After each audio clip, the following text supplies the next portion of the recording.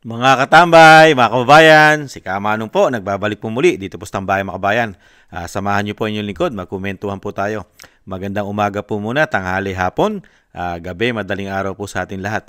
Saan masulok ng bansa o mundo tayo na araw. Naway maingatan po tayong lahat mga kababayan. Umpisa na po natin, komentuhan po natin itong isang congressman. Ito pong nakarang araw, talagang binatikos niya po, talagang matindi po. Binatikos niya po ang Vice President. At hinahanapan niya po at kinu-question niya po kung ano daw po ang naiambag ng Vice President sa ating bansa. Kinu-question niya po mga tambay. At syempre po, yung pagpapabagsak po, impeachment. Alam naman po natin ang layunin nila mga tambay. Ito pong si First District po ng La Union mga tambay na si Representative Paulo Ortega. Ito po talaga hindi po tumitigil ito. Mga tambay, ilang taon na po bumabakbak ito sa Vice President. At alamin din po natin kung ano po ang naitulong nila o naiambag nila sa ating bansa mga tambay. Kasi hinahanapan po nila na naiambag ang Vice President sa ating bansa. Tingnan din po natin ang achievement po nila mga tambay, itong mga congressman. Kung ano po ang ginagawa po nila sa ating kaperahan. Di po ba?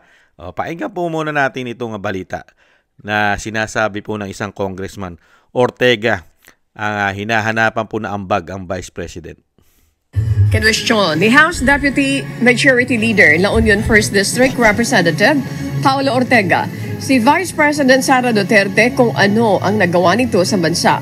Sa kanyang inilabas na pahayag, binatikos ng mambabatas si VP Sara na sa halip na tumulong anya sa bansa, gulo at pag-iwas ang naging ambag nito.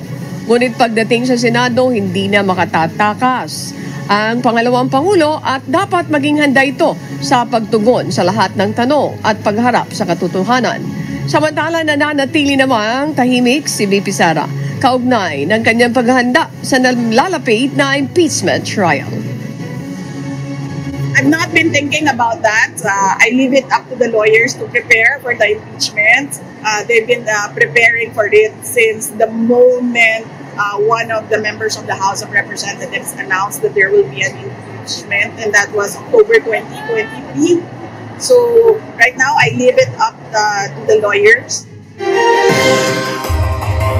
Mga tambay, nakita niyo po, wala raw pong binigay na ambag. Mga tambay, naiambag kung hindi daw po kaguluhan. Mga tambay, walang naitulong. Mga tambay, tingnan naman po natin ang ambag. Ang ambag naman po ng mga congressman, mga katulad, na mga kasamahan niya, katulad po niya.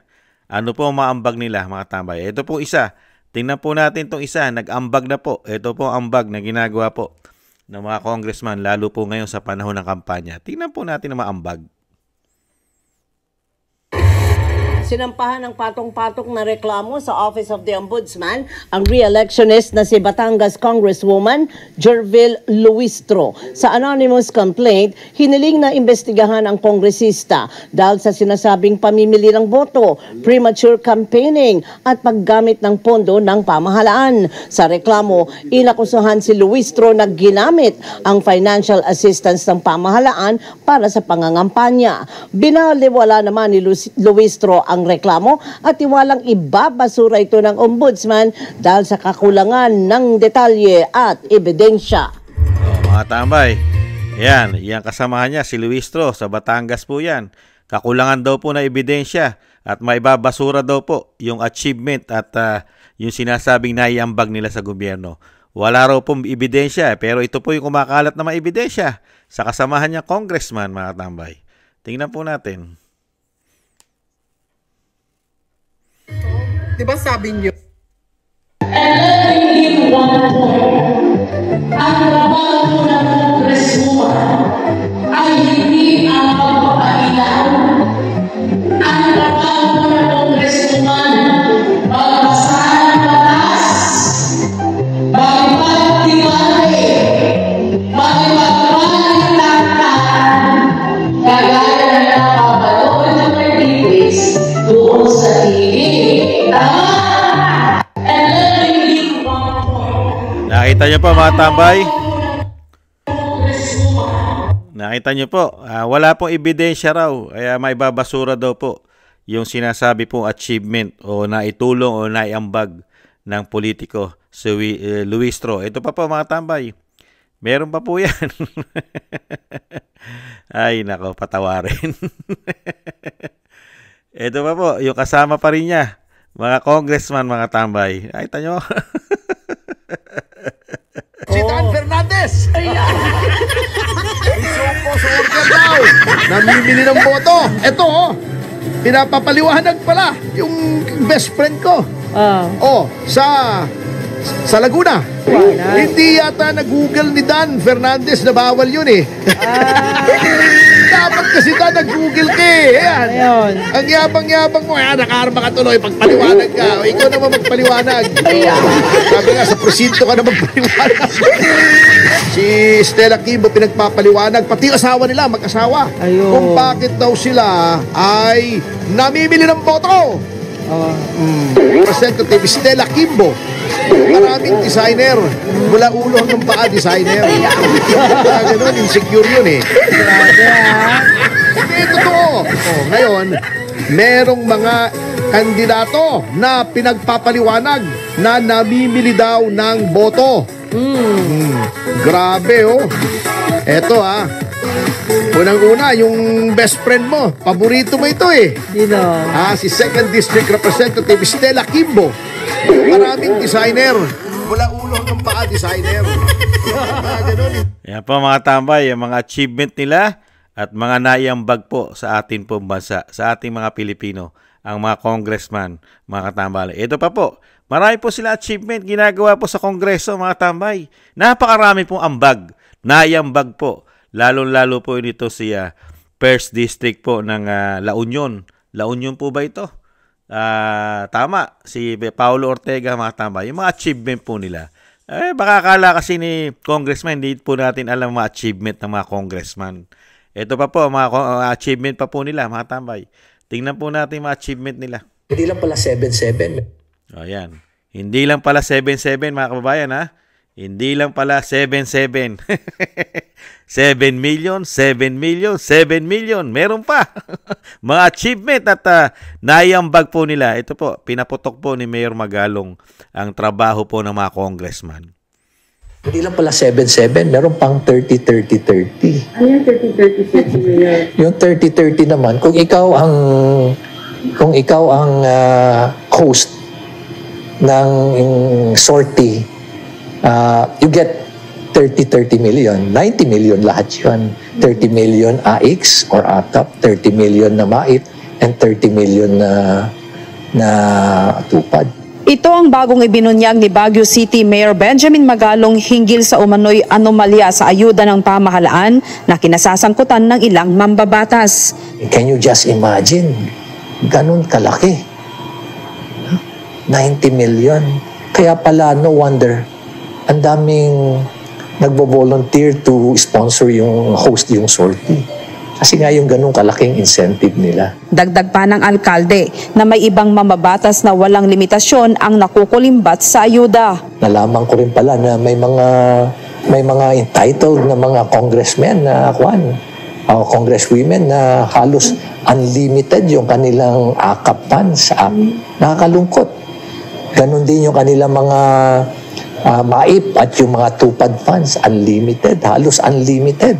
Ayon pa kay Magalong, hindi lang basta porsyento ang nakukuha ng mga korap na mamambabatas sa pag-host nila ng payout ng mga ayuda. Di ba corruption yun na paano mo na-disburse yung gano'n na easily, kaya mong i-disburse yung gano'n? Tapos ang nakakalungkot nga nito because unlimited yung funds nila. Yan mga tambay, ang mga achievement po nila, mga tambay. Yan, nakita niyo po, ang achievement daw po ng Vice President ay kaguluhan. Kaguluhan daw po, mga tambay. Pero sila, ano po achievement nila? Puro kaperahan po natin. Ang naiambag po nila sa atin ng mga congressman. Lalong-lalo po yata ito, mga tambay. Isa po siyang House Deputy Majority Leader. Meron po siyang hawak na committee. Gaano kaya kalaki po ang unlimited kaya nito ni Congressman Paulo Ortega, mga tambay? Gaano kaya kalaki ang unlimited? Unlimited daw Mucho dinero. Ang mga congresswoman at congressman, mga tambay. Nakita nyo po, ilan lang po yan. Ilan lang po mga congressman yan at marami pa po yan. Kahit po Luzon, Visaya, Mindanao, napakarami pong congressman, mga katambay, na unlimited daw ang pondo na galing kay Juan de la Cruz. Nakita nyo po kung ipamudmod, yan po ang kanilang naiaambag. Ang tanong, napakalaki daw po ng korupsyon ayo kay Mayor Magalong. Grabe daw po. Gamit na gamit nila. Lalong-lalo raw po pagka dinadanal nila sa ayuda. Nakita nyo po, napakalaki raw po ang napupunta sa kanila. Grabing komisyon. Congressman, Representative Ortega, hiyang-hiya naman kami sa mga kabaro mo sa inyo. Hiyang-hiya naman kami sa institusyon nyo. Hindi pa nga tapos yung issue ng 2025 national budget. Dahil nga po, hindi pa natatapos ang usapin sa Korte Suprema ng 2025 national budget. Napakatindi po ng tinarabaho nyo. Napakatindi po ng inyong inaambag sa taong bayan, Congressman. Ang institusyon po ng Kongreso, mga kababayan, napakalaki po na inaiaambag sa ating bansa. Totoo po. Di ba? Sobra-sobra po na iambag ng mga congressman ng speaker na tinatawag na tambaluslos ng Vice President. Pero ang atake nila sa Vice President, mga kababayan, grabe, no? Wala raw na iambag. Samantalang ang Vice President, hindi pa presidente, ay meron na siyang satellite offices of the Vice President. Napakarami, Luzon, Visaya, Mindanao, nagpapangsyon, nakakatulong. Pero ang mga achievement po at naiambag ng mga congressman, mangumisyon, kumita, mga kababayan, yan, ambag na ambag po nila yan.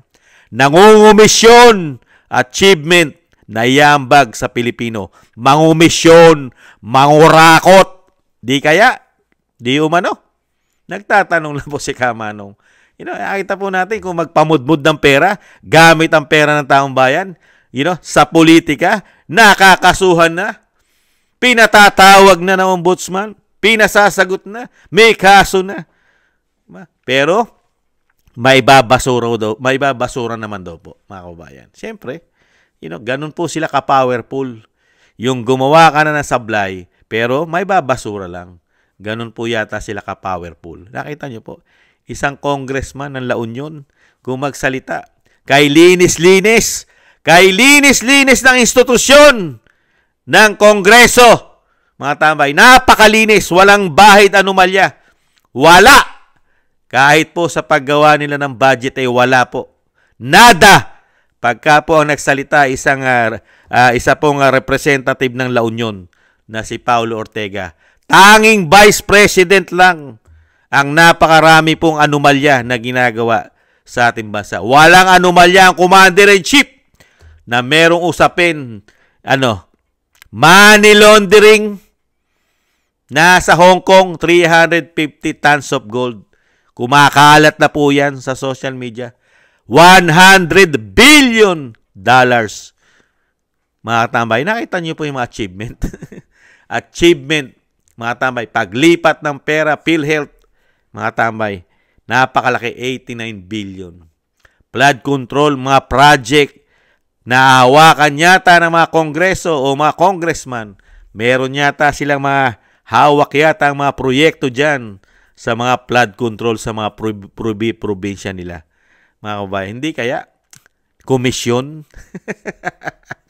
Grabe! Di ba? Grabe! At yung kanilang budget, pumutok, walang public hearing! For how many long years? Di ba? MOOE nila. Yung mga extraordinary expenses nila. Liquidation by certification lamang. Unbelievable! Napakalinis na institusyon. Walang bahid anomalya. Wala. Malinis, sumawak ng pera ng bayan. Ang mga congressman, ang mga representative. Di ba? Nakita niyo po.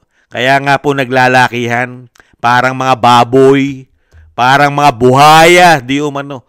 Kikakapal na po yata ng mga balat. Hindi kaya?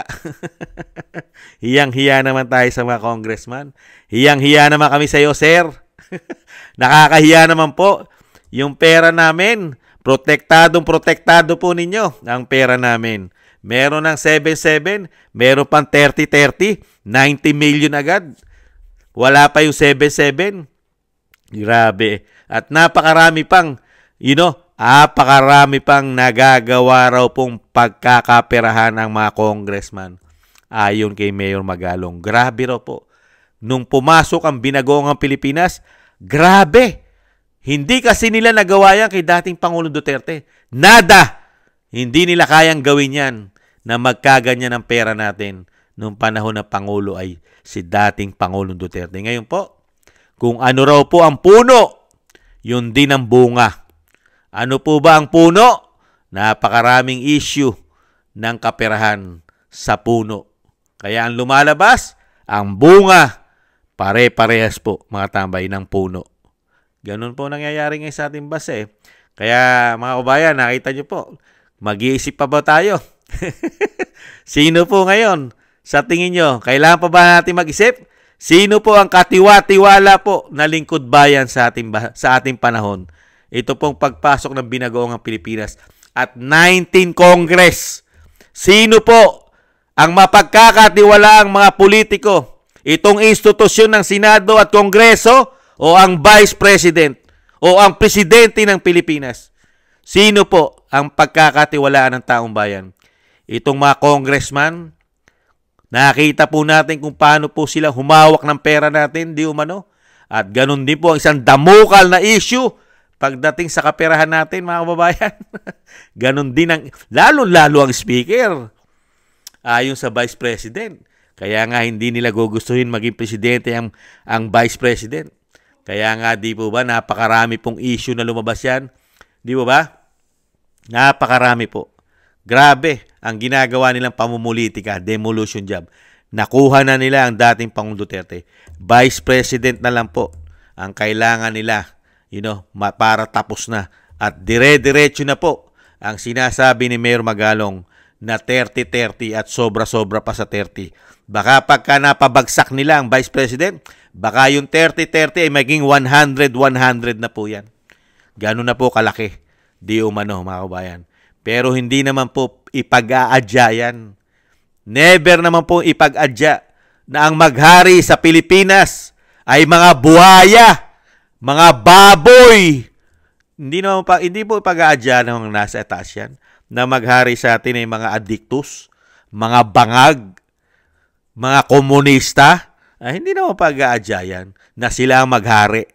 Mga oligarko na swapang, ganid, gahaman, di umano, sa atin, kaperahan, di kaya?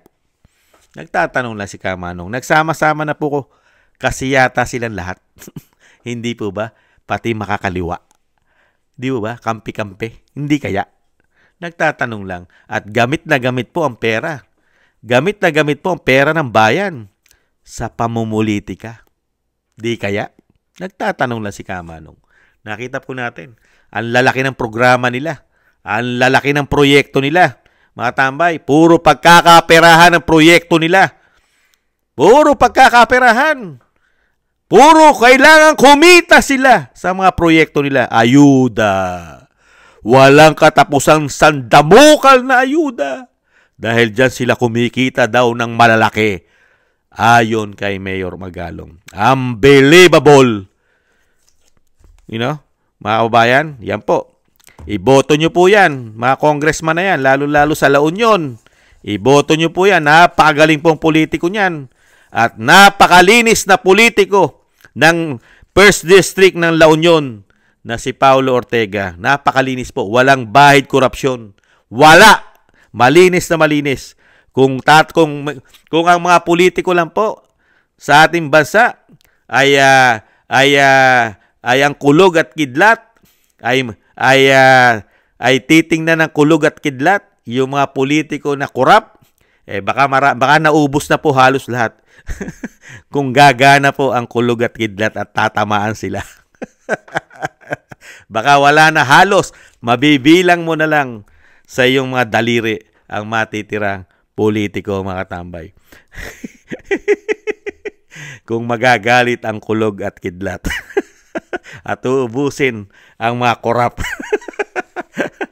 Yun biro lang po natin yun. Hindi naman po mangyayari yun. Di po ba? Na biro lang po natin, mga kabayan. Yan po, mga kabayan. ang ating pong kinomentuhan na binabatikos po ang Vice President. Ang Vice President naman po ay isang abogado at sinampahan po nila ng impeachment. Ano sabi ng Vice President? Malinaw-malinaw. Abogado. Pinaghahandaan na yan ng aking mga abogado. Wala ka ng pakialam doon, Congressman. Wala ka ng pakialam. Inimpeach nyo na nga. Bakit sasagot sa'yo ang Vice President? Bakit? Senador ka ba? Ikaw ba mag-i-impeach sa kanya? Sige nga, inimpeach nyo na nga sa Kongreso eh. Inimpeach nyo na wala man lang siya abogado na pinadala ron. Sige nga. Hindi man lang nakasagot ang Vice President sa Kongreso na inimpeach nyo. Antimano, impeach agad. Unbelievable. Ito, haharap pa siya sa impeachment ng Senado. Ngayon, ikaw ang yaw-yaw ng yaw-yaw. Yaw-yaw ka ng yaw-yaw. Hindi ka naman senador. Sa'yo ba haharap ang Vice President? Di ba hindi? Ngayon, kung ikaw ay nahandon, o di okay. Walang problema si Vice President dahil may abogado siya. Sana manalo ka. Yun po yun, para makabalik ka. At pwede ka rin magtanong sa isang Vice President kung matuloy ang kanyang impeachment sa Senado. Pwede. Sana manalo ka dahil napaagaling mong politiko. Ayan, mga kababayan natin sa 1st District of La Union. Ayan. Babagay, marami pong pera ngayon. Ang mga congressman ayon kay Mayor Magalong.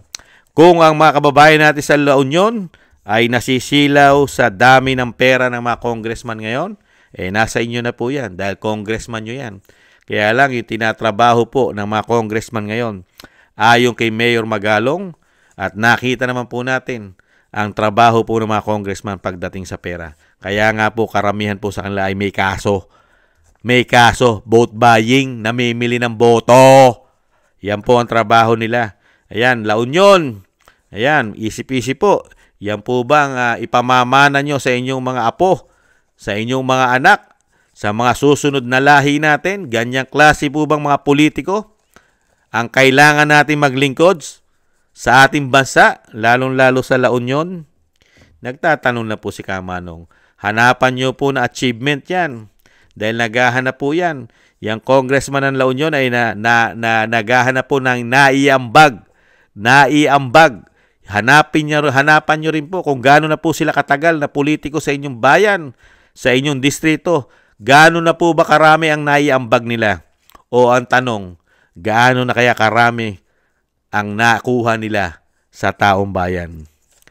Yun naman po ang tanong natin. Gaano kaya karami naman nakuha na nila, mga kabayan? Muli po, maraming salamat po mga kabayan sa nakagusto po ng Tambayang Makabayan sa YouTube at TikTok. At syempre po, shoutout po sa ating mga subscribers. Thank you po mga kabayan. Ingat po kayo. Maraming salamat po sa ating mga subscribers, sa kasulok-sulukan ng ating bansa, sa kasulok-sulukan ng mundo, mga Pilipino, mga OFW. Mabuhay po kayo mga bagong bayani. Shoutout po sa inyo. Ingat po mga kabayan. Thank you po sa inyong lahat. At syempre po, thank you rin po sa mga nagbibigay ng biyaya sa atin. Thank you po sa mga biyayang pinagkakaloob. Kingston 123 ng Hong Kong, Eric Hershio ng Canada, Jake Yahut 4531 ng Maisog, California, USA, Gina Ray Solid DDS ng Berlin, Germany, Julieta Celona ng Sydney, Australia, Baby Roman at Ate Isan ng Cagayan, si Jem Aris ng United Arab Emirates, Jobilin Watanabe ng Japan, ako si Pilam at si Annie Joe. Thank you po. Ingat po kayo. Ingatan nawa po. Lalo po sa pang-araw-araw at sa paggawa. Thank you po. Maraming salamat. At syempre po, ang kabilin-bilinan po ng dating Pangulong Duterte at Vice President, vote yung sinasabing solid vote, mga tambay. Solid po tayo. Black voting. Solid vote. PDP laban. Black voting po tayo mga kabayan. Napaka-importante po yan. Para po itong mga congressman na ito na naghahanap po ng nagawa o naiambag ay mapalitan na po mga tambay. Yung mga naghahanap ng naiambag, mga tambay, palitan na po sila mga kabayan. Yung mga klase na ganyang mga congressman. At napagkikita naman po natin ang trabaho ng karamihan at napakaraming ginawa po nilang trabaho na hindi po natin nakita. Mukhang tinrabaho nila ay dinala na lang nila sa tubig at sa hangin. Kaya hindi po natin makita, mga kabayan, itong 19 Congress. Lalo sa Kongreso at Senado. solid vote, PDP laban, black voting po tayo mga kababayan. At syempre po, isama po natin sa dasal na maingatan po ang pamilya Duterte, lalo-lalo ang dating Pangulong Duterte na makabalik pa po sa ating bansa. At syempre po ang kanyang kalusugan at madugtungan pa po ang kanyang buhay mga kababayan. At ang pag-iingat po sa lalo-lalo sa Vice President, nakita po natin at nakita po ninyo, napakarami pong nagpapabagsak sa Vice President at talagang inaambisyon po nilang pilit ang posisyon ng Vice President. Talagang tinatrabaho po nila ilang taon na. Isama po natin sa dasal na maingatan po ang Vice President, ang pamilya Duterte mga katambay. Maraming salamat po mga tambay. Sa muli po, ingat-ingat din po tayo. Doble ingat po tayo. Napakahirap na po ng sitwasyon natin ngayon. Lagana po lahat ang krimen. Nahandyan pa ang mga addictus, nagbabalikan, dumarami. Mga kababayan, nahandyan pa ang makakaliwa, mga terorista. Ingat-ingat po tayo mga kababayan. Maraming salamat po. Paalam, sa muli. Bye-bye.